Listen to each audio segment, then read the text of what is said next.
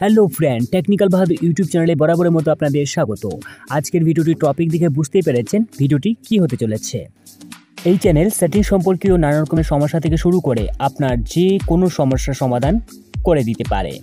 অতএব আপনি যদি এই ভিডিওটি দেখে মনে করে যে আপনার এই চ্যানেল কোনো কাজের নয়, তবে এরকম হতেই পারে আগামী ভিডিওগুলি আপনার কাজে দিবে। অতএব চ্যানেলটি অবহেলা না করে আপনি অবশ্যই সাবস্ক্রাইব করে আমাদের সাপোর্ট করুন।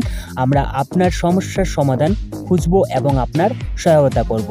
তো আজকের ভিডিওটির টপিক আপনারা বুঝতে পেরেছেন। যদি আপনি ফ্লিপকার্ট অনবরত ইউজ করে থাকেন এবং সেই প্রোডাক্ট যদি আপনি রিটার্ন করতে চান, মানে রিফাউন্ড বা রিপ্লেসমেন্ট করতে চান, তো কিভাবে করবেন। তো এর জন্য আপনার যে রিফাউন্ড করতে হলে আপনার ব্যাংক অবশ্যই অ্যাড করার জন্য বাধ্যতামূলক। তো আমি আমার প্রোডাক্টের রিটার্ন অপশনে চলে এসেছি। তো এটা আমি রিটার্ন করব এবং রিটার্ন করার সময় আপনার যে এখানে যে অপশন থাকবে সেই অপশনগুলি আপনি খুঁজে নেবেন, কেন রিটার্ন করবেন এবং রিপ্লেসমেন্ট করবেন। তো আপনি যদি কোনো প্রোডাক্ট রিসিভ করে থাকেন, সেই রিসিপ্ট যদি আপনার কাছে ড্যামেজ মনে হয়, তো এখানে আপনি তার কমেন্ট লিখবেন এবং সেই ফটো আপনি কিন্তু এখানে আপলোড করে কিন্তু আপনি দিবেন।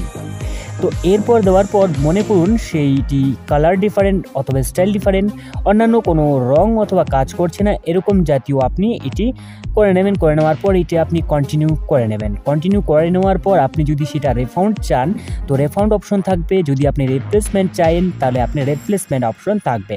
তো মনে করুন এটি আমি রিফাউন্ড করব, তো রিফাউন্ড করার জন্য রিফাউন্ড অপশন রয়েছে। এরপর এটা আমি কন্টিনিউ করার জন্য ব্যাংক অ্যাকাউন্ট আমাকে যুক্ত করতে হবে। ব্যাঙ্ক অ্যাকাউন্ট যুক্ত করার অথবা ফ্লিপকার্ট গিফট কার্ডের ওয়ালেটের মাধ্যমে আমি কিন্তু এটা নিতে পারবো।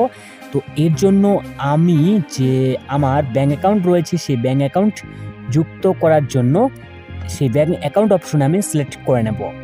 সিলেক্ট করে নেওয়ার পর আপনার ব্যাঙ্ক অ্যাকাউন্ট আপনি দুবার কনফার্ম করে নেবেন, মানে কনফার্ম করে নেবেন। এর জন্য অ্যাড নিউ অ্যাকাউন্ট টাচ করে নেবেন।